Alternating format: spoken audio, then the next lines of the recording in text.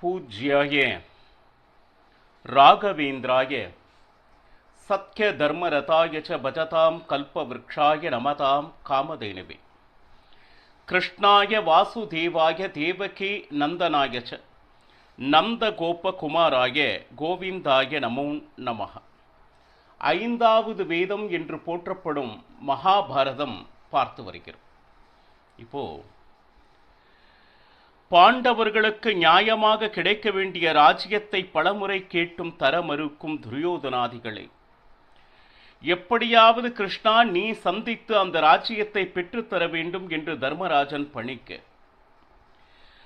அப்போ அதை ஏற்றுக்கொண்டு அஸ்தினபுரம் சென்று திருதராஷ்டிரனுக்கு வேண்டிய உபதேசங்களை கொடுத்தார். கிருஷ்ணரை தொடர்ந்து பரசுராமர், கண்வ ரிஷிகள், நாரத ரிஷிகள், இப்படி பரசுராமர், காந்தாரி, எவ்வளவு பேர் நல்ல நல்ல உபதேசங்களை கூறிய பொழுதும் அதை சிறிதும் கேட்காமல் மாறாக தூதுவனாக வந்த பகவான் கிருஷ்ணனையே கட்டி போட நினைத்தான் துரியோதனன். களியினுடைய மொத்த உருவம் அல்லவா? நல்ல சிந்தனையே உதிக்காத ஒரு உள்ளம் அப்படின்னா அது துரியோதனுடைய உள்ளமாகத்தான் இருக்க வேண்டும். ஏன்னா நடக்க இருக்கக்கூடிய ஆபத்துதனையும் உணர்ந்து இப்படி போனால் நிச்சயமாக குலமே நாசமாக போகிறது என்று அத்தனை பேரும் ஒரு சேர எச்சரிக்கின்றனர் துரியோதனாதிகளை. ஆனால் அதை கொஞ்சம் கூட செவியில் வாங்காமல் அவர்கள் என்ன நினைக்கிறார்களோ அதுதான் சரி என்று நினைத்து கொண்டிருப்பவர்கள் துரியோதனன் மற்றும் அவனுடைய சகாக்கள், அதாவது சகுனி, கர்ணன், துச்சாசனன் இவர்கள். இப்போ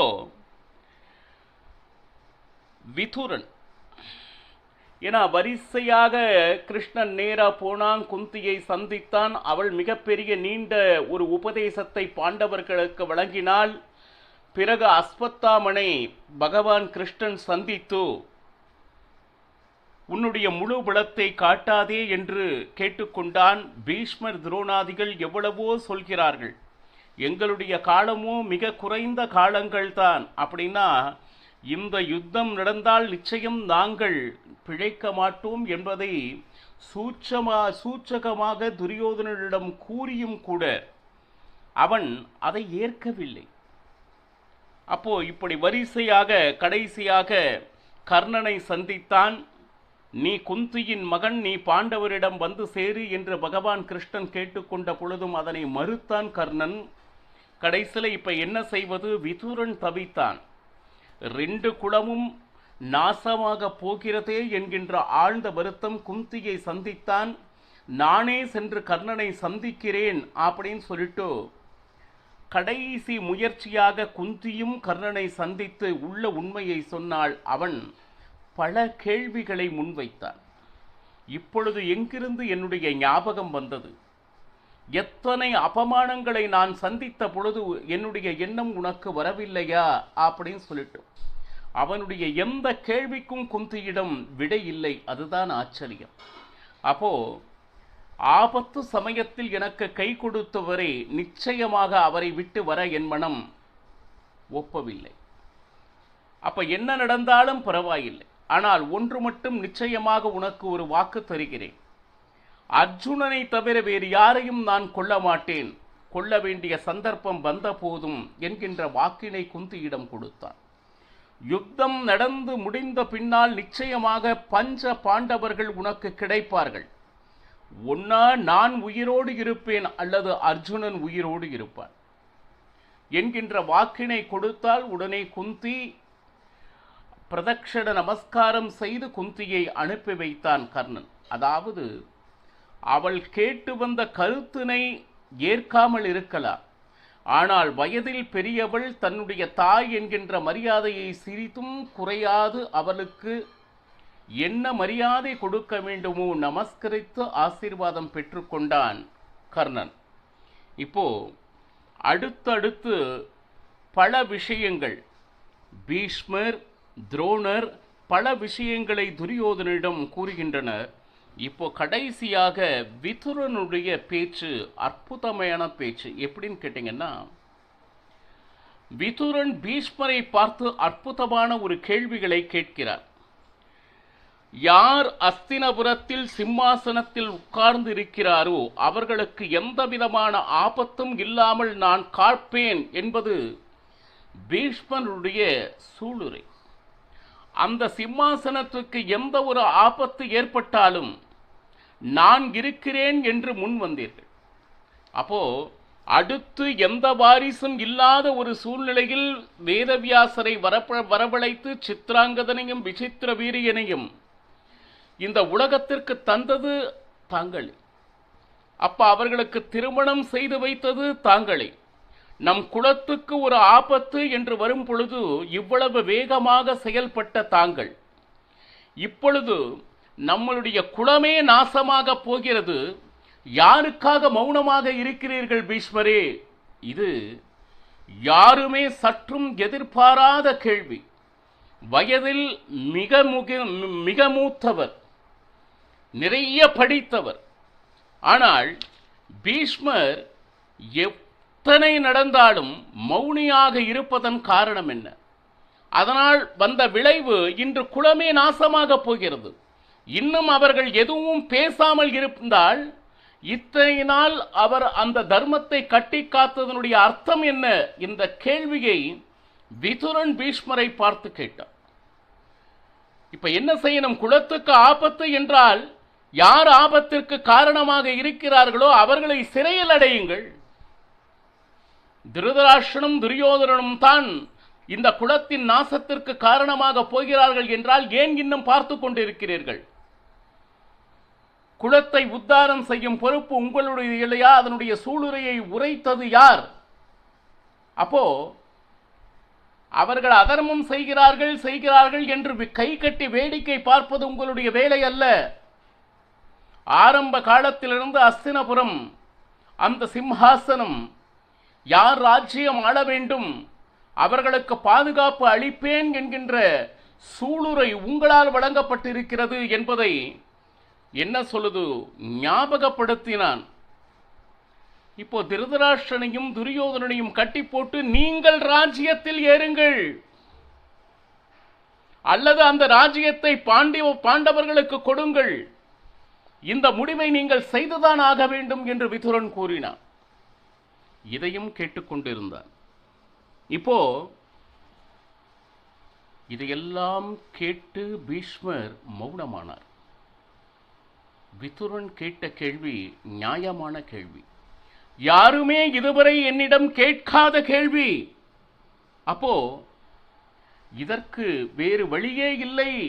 நீங்கள் மனதார பாண்டவர்களை அழைத்து அந்த ராஜ்யத்தை கொடுப்பதை தவிர வேறு வழியில்லை.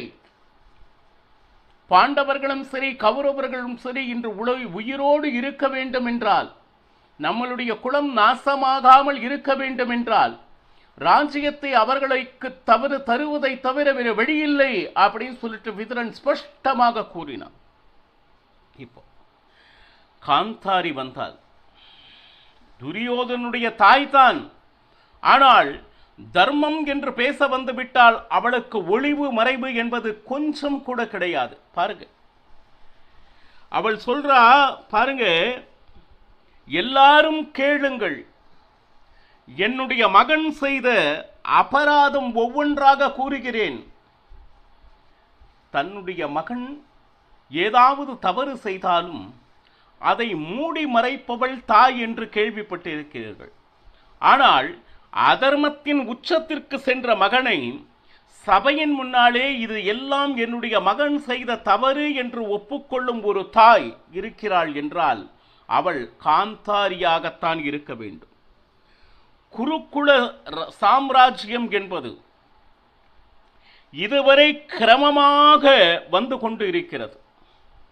எந்த ராஜன் ஆள்கிறானோ அந்த ராஜனுடைய மகன் அடுத்தடுத்து பதவிக்கு வருவது என்பது இதுவரை எந்த விதமான குழப்பம் இல்லாமல் கிரமமாக நடந்து வந்து உள்ளது. சரி, ஆனா என்னுடைய மகன் இருப்பதிலேயே மகா கெட்ட கர்மத்தை செய்தவன். கெட்ட செயல் அல்ல, மகா கெட்ட கர்மத்தை செய்தவன். ஏன்னா தந்தை ராஜ்யத்தில் அமர்ந்திருக்கும் பொழுதே சரி, மகனுக்கு எங்கிருந்து வந்தது அதிகாரம்? நியாயமா பார்த்தா ராஜனாக அமர்ந்திருப்பவன் திருதராஷ்டிரன். திருதராஷ்டிரன் அவன் என்ன செய்யணும்னா கட்டளை இட வேண்டும். அந்த கட்டளைக்கு மகனானவன் அடிபணிய வேண்டும். ஆனால் இன்று நடப்பது என்ன? மகனானவன் எதை சொல்கிறானோ அதற்கு ராஜன் தலையாட்டுவதாக அல்லவா செயல் நடந்து கொண்டிருக்கிறது. சரி, ராஜனுக்கு அடுத்து மிகப்பெரிய பவர் யாருக்கு அப்படின்னா மந்திரியாக இருக்கக்கூடிய விதுரன். இவா 2 பேர் என்ன சொல்கிறார்களோ அதுபடித்தான் ராஜ்யம் நடக்க வேண்டும். ஆனால் இங்கு என்ன நடக்கிறது? மகன் இந்த குலத்தையே நாசப்படுத்துவது போல அவனுடைய செயல்களை செய்து கொண்டிருக்கிறான். அப்போ இதை மந்திரியாக இருக்கக்கூடிய விதுரனும் சரி, ராஜனாக இருக்கக்கூடிய திருதராஷ்டிரனும் இவங்க 2 பேருடைய கட்டளைக்கு சிறிதும் அடிபணியாது. நீ யுவராஜனாக இருக்கலாம், ஆனால் ராஜனுக்கும் மந்திரிக்கும் கட்டுப்படாதவன் யுவராஜனே அல்ல. அப்போ ராஜனை மீறி நடப்பது நிச்சயமாக என்ன சொல்லுது, சட்டப்படி குற்றமாகும். உன்னுடைய துஷ்ட புத்தியே இதற்கெல்லாம் காரணம். பாருங்க, இது எல்லாம் இப்படி நடக்கிறது என்றால் தந்தையனுடைய ஏழாமையே காரணமாகிறது. அதை துரியோதனன் தன்னுடைய பலமாக உபயோகப்படுத்திக் கொண்டிருக்கிறான். இதை சபையோர்கள் கை கட்டி வேடிக்கை பார்த்து கொண்டிருக்கிறீர்கள். இது எல்லாருக்கும் கொடுக்கக்கூடிய அற்புதமான விளக்கு. ஒரு தவறு நடந்து கொண்டு இருக்கிறது என்றால் படித்தவர்கள் சான்றோர்கள் சபையில் அமர்ந்து கொண்டு கை கட்டி வேடிக்கை பார்த்தால் அந்த குலம் நாசமாகாமல் வேறு என்ன ஆகும்? இது காந்தாரி சொல்லக்கூடிய ஒரு விஷயம். அந்த தவறு என்னுடைய கணவனே செய்தாலும் மகனை செய்தாலும் தவறு தவறு தானே. பாரு, உன்னை போல இருக்கக்கூடிய மகனால் எந்த ராஜனையும் காப்பாற்ற முடியாது. துரியோதனனை பார்த்து சொல்லக்கூடிய பாருங்க, இந்த உலகத்திலேயே சிரேஷ்டமான ஒரு மனிதர் அப்படின்னா பீஷ்மர். வயதில் மூத்தவர். காலம் காலமாக நம்ம அஸ்தினாபுரம் இதுவரை ஒரு மரியாதையுடனும் மற்றவர்கள் பயந்து நடுங்கும்படி ஒரு சாம்ராஜ்யம் இருக்கிறது என்றால் அதற்கு ஒரே ஒருவர் காரணம். ஏன்னா அத்தனை வித்தைகளிலும் தலை சிறந்தவராக இருப்பவர், வயதில் மிக மூத்தவராக இருப்பவர் பீஷ்மாச்சாரியர். ஆனா